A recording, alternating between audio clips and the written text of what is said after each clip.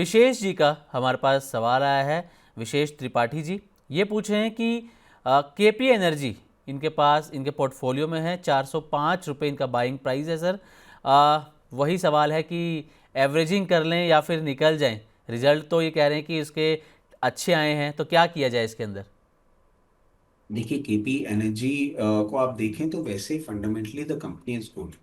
Sales growth भी अच्छी हो रही है, रिटर्न ऑन इक्विटी भी अच्छा है, प्रॉफिट ग्रोथ भी अच्छी है। और अभी आने वाले दिनों में भी आपको इसमें प्रॉफिट ग्रोथ अच्छी दिखेगी। अगर आप सेक्टर स्टैंडर्ड्स के हिसाब से कंपेयर करेंगे तो मुझे पीई मल्टीपल भी कंफर्टेबल लग रहा है। कंपनी में ऐसी कोई प्रॉब्लम नहीं है, रिजल्ट्स अच्छे आए हैं। और इसको मैं आपको एक चीज बताऊं, अगर आपको कंपैरिजन करना हो ना कि रिजल्ट अच्छे आ रहे हैं, टर्न अराउंड हो रहा है और उसके बावजूद क्यों नहीं चल रहा है, Suzlon is again an example like this. जी। अब आपको करना क्या चाहिए? आपको ये करना चाहिए, एक बार आप मुझे बताएंगे इनकी प्राइस क्या बताई, इन्होंने कहाँ अ, पे लिया? इन्होंने सर 405, 405 पे लिया काफ़ी डाउन है। आ चुका है इनके बाइंग प्राइस से तो। आप इसमें इसका हम चार्ट थोड़ा सा बड़ा देख लेते हैं कि आप इसमें कहाँ एवरेज करें। आप जितना भी इसमें फंड डालना चाह रहे हैं उसका अराउंड 50% ही डिप्लॉय करिएगा अभी। क्योंकि इसने बहुत लेवल्स अपने ब्रीच किए हैं, रिसेंट टाइम्स के जो लेवल थे उनको ब्रीच किया है। तो मैं 100% फंड एक साथ डालने के लिए आपको नहीं बोलूंगा, यहाँ पे 50% डालिए।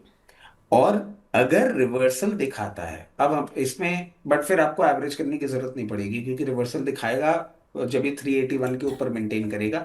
Only put 50% money. Market correction के चलते अगर ये कूल ऑफ होता हुआ आपको दिखता है और कहीं भी 268 से 274 के रेंज में दिखता है, वहां अपना पैसा और डिप्लॉय करिएगा। अभी नहीं, अभी यहाँ पे सिर्फ 50% लीजिए। और ये जो 50% आप लेंगे उसको प्रॉफिट बुकिंग का मैं आपको लेवल बता देता हूँ। कहीं भी आपको 378 के आसपास दिखे वहां प्रॉफिट बुक कर लीजिएगा। ये जो आपने एवरेज किया होगा इससे आपकी बाइंग प्राइस भी थोड़ी सी नीचे आ जाएगी। जब ये ब्रेकआउट देगा तब आपको अच्छा मूवमेंट देगा। और ब्रेकआउट इसका आएगा कहीं भी ये 396 लेवल्स के ऊपर, जब ये मेंटेन करना चालू कर देगा इन क्वार्टर्स टू कम, उसके बाद 540 तक का भी मूवमेंट देगा। कोई प्रॉब्लम वाली बात नहीं है। बट एग्रेसिवली अभी यहाँ पे पूरा एवरेज नहीं करेंगे। ओके, ठीक है सर। आफताब आलम जी इनका सवाल हमारे पास आया है। ये दो शेयर्स पर आपकी राय जानना चाहते हैं सर। एक तो जीपीटी हेल्थ केयर है और दूसरा इनका जो शेयर है वो है एक्शन कंस्ट्रक्शन इक्विपमेंट यानी कि एस। इन दोनों पर ये आपका नज़रिया जानना चाहते हैं। ये कह रहे हैं कि इनके बाइंग प्राइस से 10% डाउन आ चुके हैं दोनों ही, तो दोनों में क्या किया जाए? देखिए आफ्ताब जी, जो मार्केट की सिचुएशन है उसमें 10% मतलब of course it pens, but 10% तो ऐसा लेवल ही नहीं हो रहा है जिसपे अपन कुछ सोचेंगे करेंगे। और जीपीटी हेल्थ केयर की आप जो बात कर रहे हैं ना, मुझे अभी इसमें कोई बहुत सेंस ऑफ रिवर्सल भी नहीं दिख पा रहा है। जिस तरीके से ये पोजिशन है, मैं आपको एक ही चीज बोलूंगा, कहीं भी आपको हायर लेवल पे एग्जिट अपॉर्चुनिटी मिले एट अराउंड 136 से 142 की रेंज में, एक बार एग्जिट कर लीजिए। मैं इसमें टर्न अराउंड नहीं देख पा रहा हूँ। एक्शन कंस्ट्रक्शन कंपनी की अगर हम बात करते हैं तो एक्शन कंस्ट्रक्शन कंपनी वैसे फंडामेंटली अच्छी लगती है और एक करेक्टिव फेज में है। बट क्या अभी कोई ट्रेंड चेंज होगा? नहीं। आपको अब इसमें क्या करना चाहिए, कहीं भी आपको हायर लेवल्स पे मिले एट अराउंड 860, और ये कोई बड़ी बात नहीं है, आपको कभी भी देखने को मिल सकता है 868 से 874 के रेंज में है। एक बार चाहें तो अपना प्रॉफिट बुक कर लीजिएगा। अभी दोनों ही स्टॉक कोई ब्रेकआउट या ऐसा मूवमेंट करते हुए नहीं दिखा रहे। एंड क्योंकि 10% का ही लॉस है, you are very close to the price. जहां एग्जिट मिले एक बार एग्जिट कर लीजिएगा। ओके। अगला सवाल लेते हैं सर। चेतना जैन जी, इनका सवाल यह है कि जिंदल स्टील इनके पास 1041 इनका बाइंग प्राइस है इसमें सर। अभी आपसे शॉर्ट टर्म व्यू जानना चाहती हैं सर, जिस पर हम शुरुआत से बातचीत कर रहे हैं। कल भी हमने बातचीत करी कि इस मूड माहौल के अंदर शॉर्ट टर्म ना ही सोचे तो बेहतर होगा, लेकिन इनका ये शॉर्ट टर्म व्यू ही आपसे जानना चाहती हैं। देखिए, इनको एक क्लियर केस बता देते हैं। जिंदल स्टील का ना कल रिजल्ट है, हम्म। 23 को रिजल्ट जी। है। अगर रिजल्ट अच्छा आ जाता है, जिसकी हम बहुत उम्मीद भी कर रहे हैं, क्योंकि देखिए प्रैक्टिकली जिस तरीके से सारी सिचुएशन है, इनका रिजल्ट अच्छा आना चाहिए। और शॉर्ट टर्म की आप बात कर रहे हैं तो मैं समझता हूँ आपको ये 1224 से 1268 तक के लेवल दिखा देगा, और आप चाहें तो वहां पे प्रॉफिट बुक कर सकते हैं। इसका फ्लिप साइड, अगर रिजल्ट खराब आया तो क्या? अगर रिजल्ट खराब आया तो कहीं ना कहीं ये सपोर्ट लेता हुआ आपको दिखेगा 1138 के आसपास। In both the conditions you will be in profit.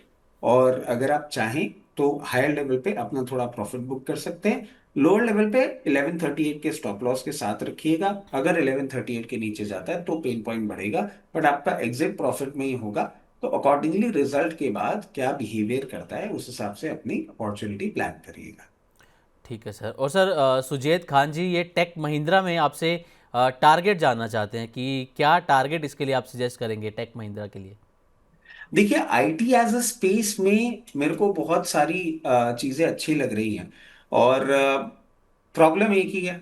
मेरे अच्छे लगने से या आपके अच्छे लगने से या हमारे इन्वेस्टर्स के अच्छे लगने से कुछ नहीं हो रहा है सब साहब के अच्छे लगने से। तो जी।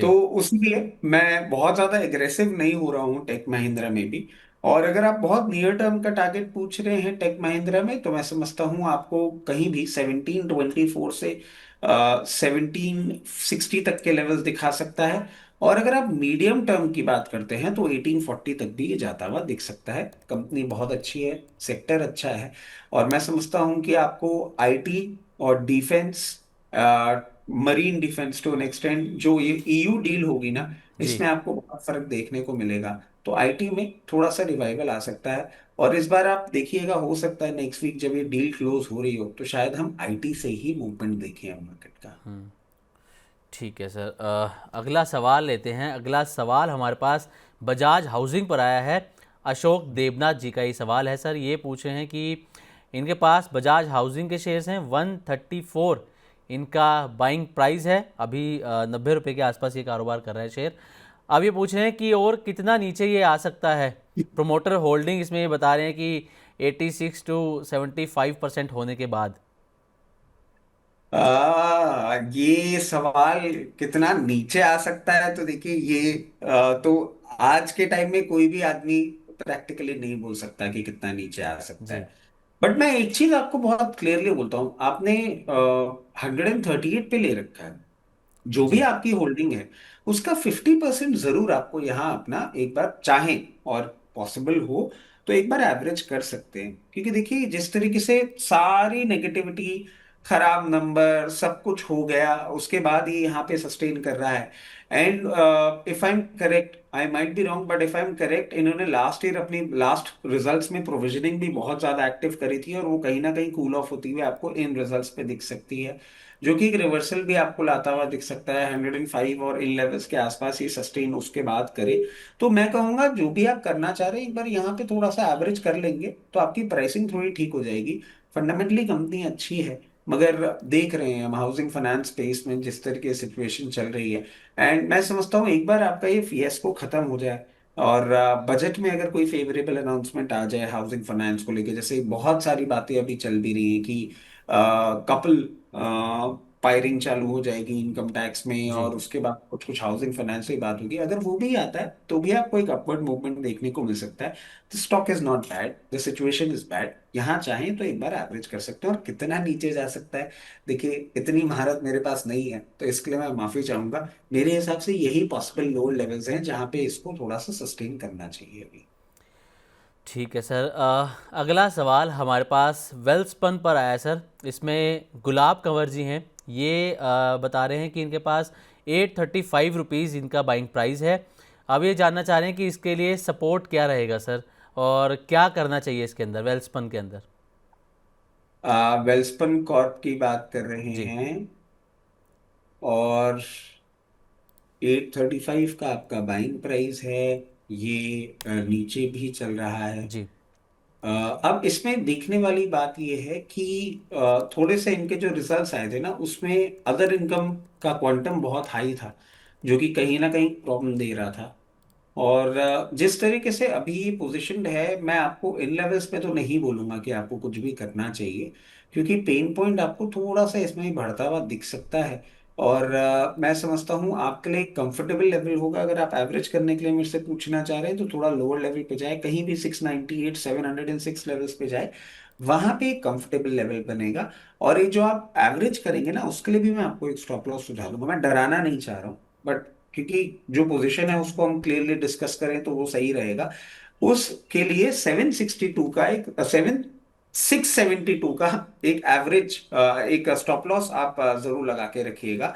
और जैसे ही ये आपको रिवर्सल देगा इन डेज टू कम, आपको अच्छा भाव दिखाएगा। सबसे पहले 830 लेवल्स पे आपको कहीं ना कहीं ये रेजिस्टेंस लाता हुआ दिखेगा। एवरेज जो आप करेंगे उसको वहां डिप्लॉय कर दीजिएगा, फिर होल्ड करिएगा आराम से। इन क्वार्टर्स टू कम आपको ये 924 के लेवल्स दिखाने का भी दमखम रखता है। ओके, ठीक है सर। एक सवाल अमन जी का है सर हमारे पास, इस पर भी बातचीत कर लेते हैं। इनका सवाल ये है कि इनके पोर्टफोलियो में वोडाफोन आइडिया, सुजलोन, ओला इलेक्ट्रिक जैसे ये शेयर्स है सर। तो अब ये पूछ रहे हैं कि इसमें क्या करना चाहिए, कि क्या इस मूड माहौल के अंदर जो मार्केट का सेंटीमेंट चल रहा है, इसमें आपको लग रहा है कि इसमें बने रहना ठीक रहेगा या फिर एग्जिट कर जाएं? देखिए, बहुत क्लियर केस है। मुझे एक बात बताइए, आइडिया पे आप यहाँ एग्जिट करके क्या करेंगे? हम्म। आइडिया की इंपॉर्टेंस क्या है, आप इसको ऐसे समझ लीजिए कि देखिए, IndiGo has been a very good you know helper to idea. Hmm. और ये मैं क्यों बोल रहा हूं आपको, क्योंकि गवर्नमेंट ने भी डिओपोली देख ली, डिओपोली रखने से क्या होता है। जी। एंड सिमरनजीत जी, आप मानेंगे नहीं, I was actually in the middle of entire fiasco. मतलब दिसंबर में I had travelled so much, और मेरे हम्म। लिए इतनी आदत बन गई थी कि I literally start off carrying tiffin to airports, कि मुझे पता है 9-10 घंटे तो वहीं बैठना है भैया, वहां बिल्कुल। पे बाहर का क्या खाना है, टिफिन में आप खा लूंगा और आ जाऊंगा।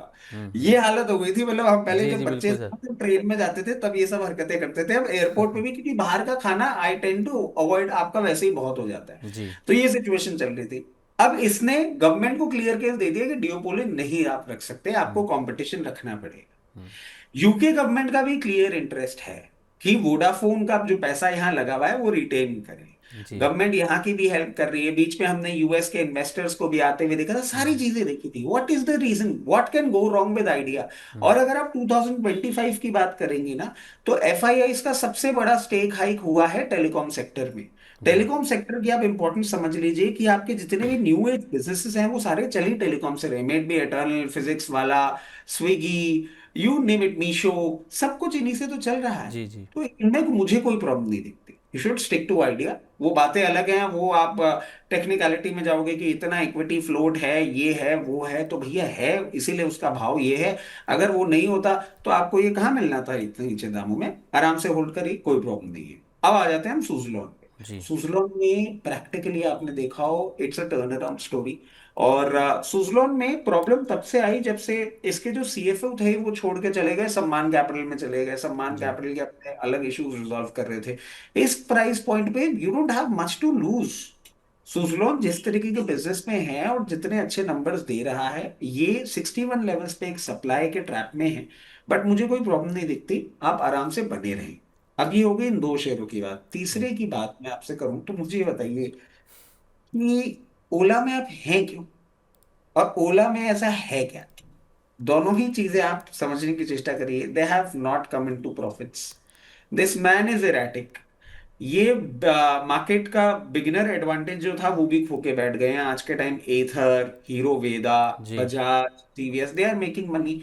ही is not in a position to make money. Exit out of the stock. मैं आपके चैनल के माध्यम से भी और हमेशा बोलता हूँ, मैं तो 90 रुपए के लेवल से बोल रहा हूँ, भाई निकल जाओ। ये कंपनी प्रॉब्लम है। अब आप बोलेंगे giga factory, there many dreams which are not achievable. मैं ज्यादा एग्रेसिव नहीं बोलूंगा, बट ओला में मुझे कुछ भी नहीं दिखता। ओके, ठीक है सर। चलिए तो कार्यक्रम को आगे बढ़ाते हैं। यहाँ पर आपने बहुत ही अच्छे से ये जो तीनों कंपनीज़ हैं जो अमन जी ने अपने पोर्टफोलियो में रखी हुई हैं, वोडाफोन आइडिया, सुजलोन और ओला इलेक्ट्रिक, आपने बहुत अच्छे से उनके बारे में यहाँ पर बताया सर हमें।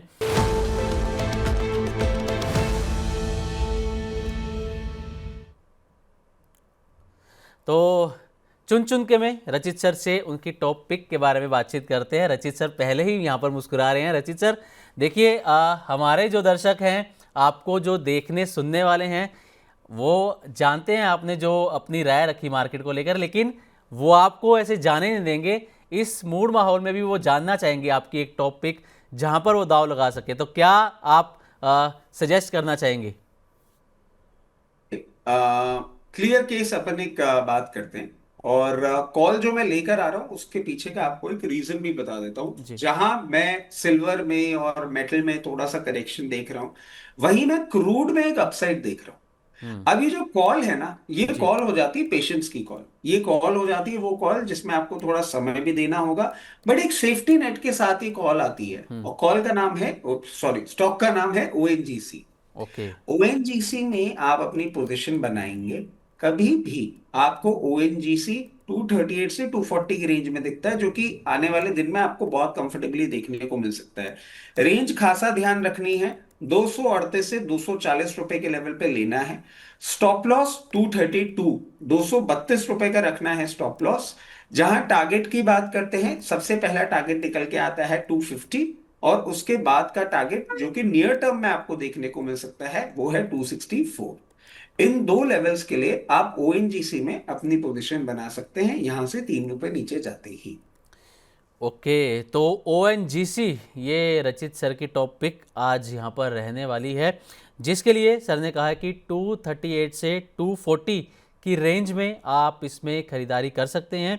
स्टॉप लॉस 232 ये आपको एक लगाकर इसमें चलना होगा, और टारगेट जो आपको इसमें पहला देखने को मिलने वाला है वो 250, और अगला टारगेट 264 तक के भी आपको इसमें देखने को मिल सकते हैं। तो चलिए रचित सर, बहुत बहुत शुक्रिया सर अपना कीमती समय देने के लिए। जब भी आपसे बात करता हूँ बहुत अच्छा लगता है, थोड़ा सा हंसी मजाक भी होता है। आप जिस तरीके से अभी मार्केट को लेकर जो आपका नज़रिया है, लेकिन हमारे दर्शक फिर भी आपसे सवाल पूछ ही लेते हैं सर। आप कहते हैं कि बाजार से थोड़ा दूर रहो, लेकिन वो आपसे पूछ ही लेते हैं सर कि 1 महीने के लिए पैसा कहाँ लगाएं, शॉर्ट टर्म के लिए कहाँ लगाएं। वो आपको ऐसे जाने नहीं देते।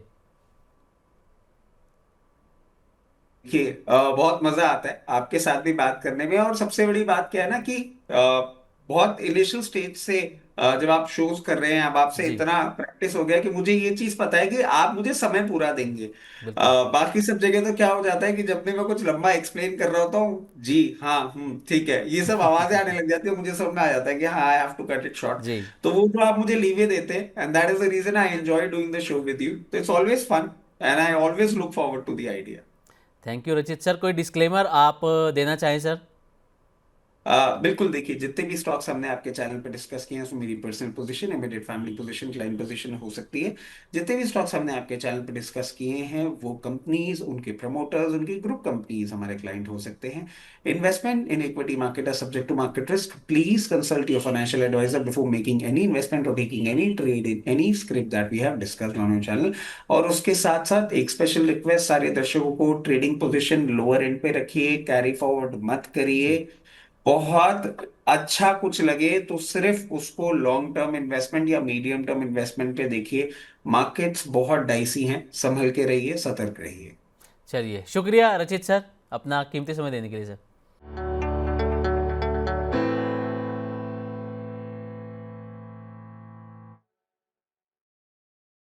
बिगड़े हालात में कैसे बनेगी बात?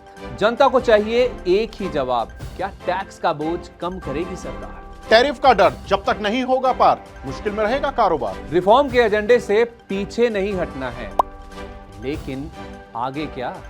सबका मिलेगा जवाब जब 1 फरवरी को पेश होगा देश का बजट।